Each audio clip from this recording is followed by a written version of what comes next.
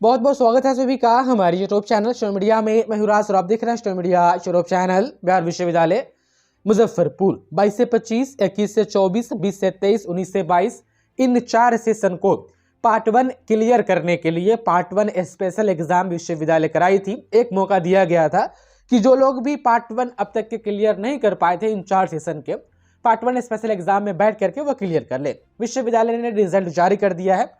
Result आने के बाद भी सैकड़ों की संख्या में ऐसे छात्र छात्राएं हैं जो इस पार्ट 1 स्पेशल एग्जाम में भी फेल कर गए।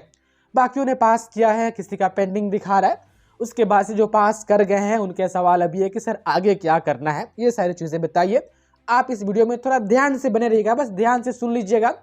जो आप चाहते हैं सुनना वो मैं आपको बता दूंगा, आपको तसल्ली मिल जाएगी और आगे क्या करना है ये भी आपको पता चल जाएगा। बस ध्यानपूर्वक सुन लीजिएगा। मेरा लैपटॉप खराब है, मोबाइल से मैं वीडियो बना रहा हूँ। तमाम स्टूडेंट आप देख पा रही है। आज के प्रभात खबर में एक रिपोर्ट छापा गया है कि फेल छात्रों को नए सिरे से लेना होगा स्नातक कोर्स में नामांकन। ये कहा जा रहा है कि वैसे स्टूडेंट जो पार्ट 1 स्पेशल एग्जाम में बैठे थे, एग्जाम दिए, जो रिजल्ट आई है उसमें फेल कर गए, अगर फेल हो गया कोई स्टूडेंट तो उनको दोबारा अब पार्ट 1 क्लियर करने का कोई मौका नहीं मिलेगा। अगर पार्ट 1 क्लियर ना है तो फिर क्या फ़ायदा उन रिजल्ट्स का जो पार्ट 2 और पार्ट 3 क्लियर हुआ हो, यानी सब बेकार हो गया।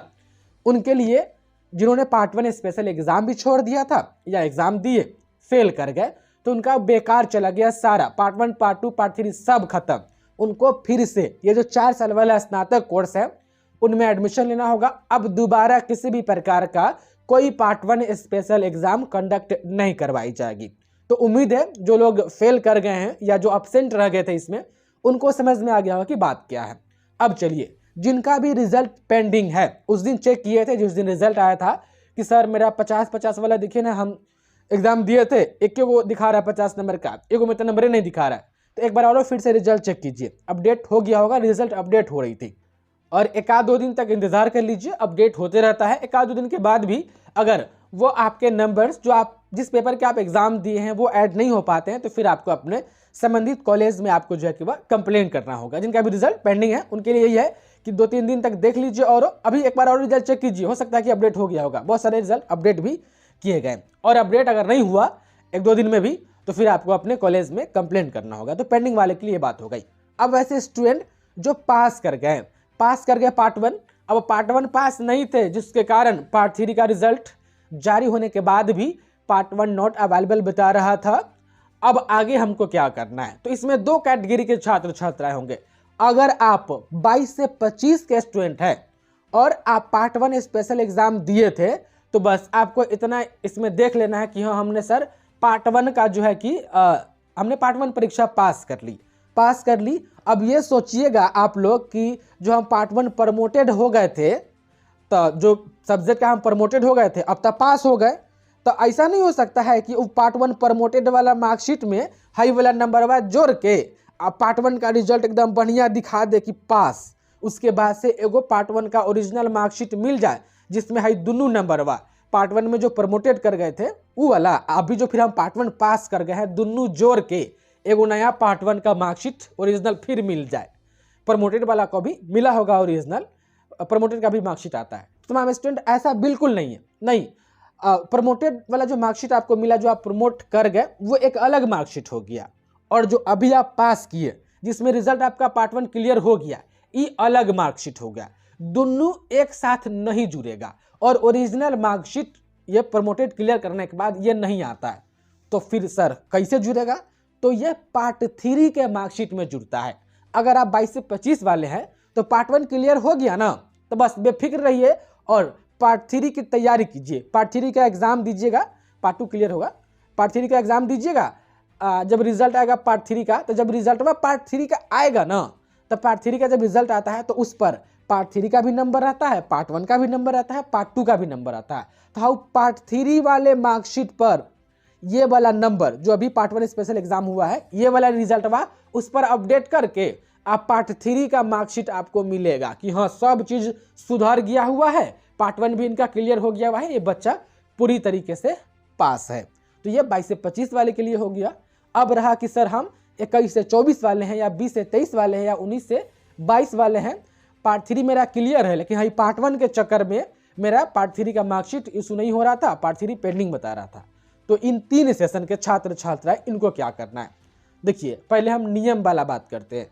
नियम यह है कि जब कोई बच्चा ये पार्ट 1 का रिजल्ट क्लियर हुआ ना, तब तक पार्ट 1 क्लियर हो गया, तब यूनिवर्सिटी का काम यह है कि ये पार्ट 1 वाला नंबर आपके पार्ट 3 के मार्कशीट में अपडेट करके, अब मार्कशीट नंबर जारी करके, अब मार्कशीट प्रिंट करके वो कॉलेज में भेज दे। आप कॉलेज से जाएं, अपना पार्ट 3 का मार्कशीट रिसीव कर ले, ये नियम है। लेकिन ये नियम हमको लगता है 2-3% काम करता है, अधिकतम 5% काम करता है, नहीं तो ऐसे ही पड़ा रहता है। आपको खुद ही करना होगा। 5% का हो सकता है कि यूनिवर्सिटी कहीं वो अपडेट कर दे, अब बाकी का वैसे ही पड़ा रहता है। तो आपको क्या करना है, आपको क्या करना है, ये अब खुद से करना है। देखिए कॉलेज में या यूनिवर्सिटी में आप खुद से जाइए और सारा डॉक्यूमेंट लेकर के, देखिए हर कॉलेज में या यूनिवर्सिटी में एक आध आदमी ऐसा रहता है, बेस्ट होगा कि आप कॉलेज में एक ऐसे आदमी को पकड़िए जो ये सब काम करवाता है, उनको पकड़िए, उनको सारा डॉक्यूमेंट दीजिए। डॉक्यूमेंट कौन दीजिएगा, तो शुरू में जो पार्ट 1 का एग्जाम दिए थे जिसमें आप प्रमोटेड हो गए थे, उस वाले पार्ट 1 का एडमिट कार्ड और वह वाला पार्ट 1 का मामे स्टूडेंट मार्कशीट जो प्रमोटेड वाला था, ऑनलाइन वाला रिजल्ट वाला, या आपको ओरिजिनल मिल गया तो आप ओरिजिनल भी दे सकते हैं। तो पहला जो पार्ट 1 एग्जाम दिए थे उनका भी मार्कशीट और एडमिट कार्ड, और अभी जो आप पास किए हैं इसका भी एडमिट कार्ड और इंटरनेट वाला मार्कशीट, ये हो गया दोनों कि देखिए इसमें हम प्रमोटेड हो गए थे और फिर हाई देखिए इसमें हम पास हो गए।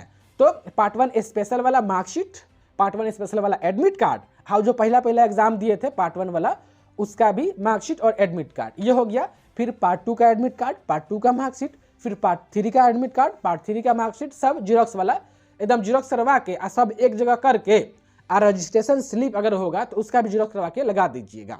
वो सब ले करके आप अपने कॉलेज में जाइए कि सर ये नंबर हमको अपडेट करवाना है। अब कॉलेज के थ्रू करवा लीजिए या यूनिवर्सिटी में खुद जा करके आप जो है कि वहाँ से काम करवा लीजिए, अपना पार्ट 3 में नंबर अपडेट करवा लीजिए।